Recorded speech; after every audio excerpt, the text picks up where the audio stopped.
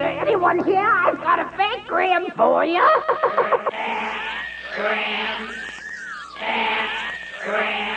I'm Travus T Hipp, and you know what I think about it all? Well, if you want to find out, tune in at 5 minutes of 3 on Mondays with Long John's Tubby Tunes or Harold's Fat Mud, and catch my commentaries on the world at large. Hi, I'm Travus T Hipp, and for a jaundiced view of the world at large, you can't beat my longtime syndicated commentaries, airing right here on the Mud, KMUD in Humboldt County, the capital of the Emerald Triangle.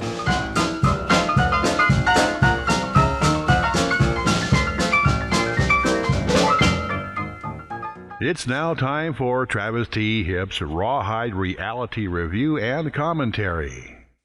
Pop quiz time. The question, whether or not democracy works, and the answer is only if you get off your ass. Next Tuesday, we will have an election here in the United States, which isn't all that rare, although one does tend to wonder why we insist on doing these things on Tuesday when the rest of the civilized world uses Sunday when everybody is more available to go vote. But next Tuesday is not just another election. It happens to be one of the crucial elections in history for the United States. I mean, we are currently engaged in and committed to a path that means war, war in Iraq, war in the Philippines.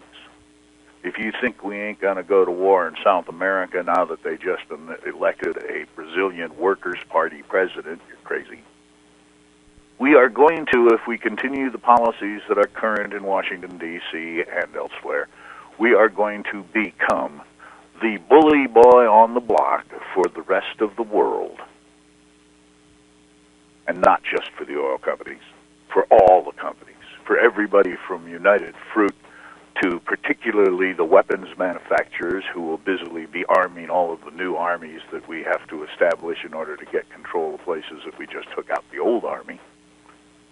And this policy, along with domestic policy questions, Social Security, welfare, medicine for the seniors, or perhaps for all Americans at a reasonable price, all of those questions are on the ballot in the form of the various candidates for congressional and Senate offices around the country. And it is around the country this time. It isn't just the local or state considerations. The Senate of the United States is divided at the moment 49-49, one independent and one dead. That means that with any sort of luck, the lame duck session of the Congress, which has failed so far this year to complete its duties and so therefore must come back after the election, the lame duck session of Congress is going to be a total stall unless somebody can make a break in that logjam and begin to make some alternatives to what is being put forth as legislative priorities, including the homeland defense and all of the rest of that. So this is a very important election. But you know what? Fewer than 1 out of 3 registered voters will probably participate. Now that means that the issue-driven nutcase fringe, whether they be gun nuts, abortion opposers, people with a question about their Social Security, all of the special issue groups are going to turn out their constituencies. And unfortunately, folks, if you haven't noticed, there is a plethora of special interest groups of the neo-fascist right wing, and only a few and marginally effective groups for such things as the environment, prison reform. Even marijuana initiatives aren't drawing that many people to the polls anymore. So unless you get a large turnout of people who otherwise just soon sit around the coffee house and talk about what's wrong, we are going to see a sweep of the national government and, in many cases, local and state governments by the forces of what they like to refer to as conservatism. If that's conservative, I don't know exactly what I am. Anyway, the bottom line, if you haven't got anything else happening, is you should start thinking at least locally. Have you got a sheriff up for election this time? Or a judge? Or a district attorney?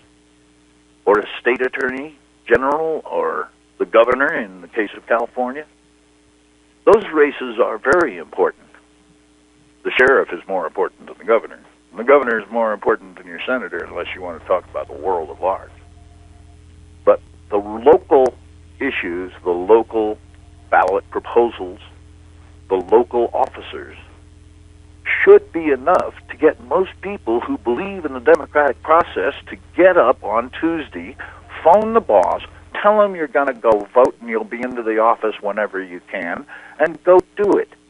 It isn't that much to ask. Not asking you to march, not asking you to throw a protest or put money in a campaign. Just get up on Tuesday, go vote. And hey, for those of you in the business community out there who want to do something for God and country, how about a free cup of coffee or a free beer at all the local establishments for anybody who shows a voter's stub? Seems like it might help. And that's enough news for now. I'm Travus T Hipp on the Mud.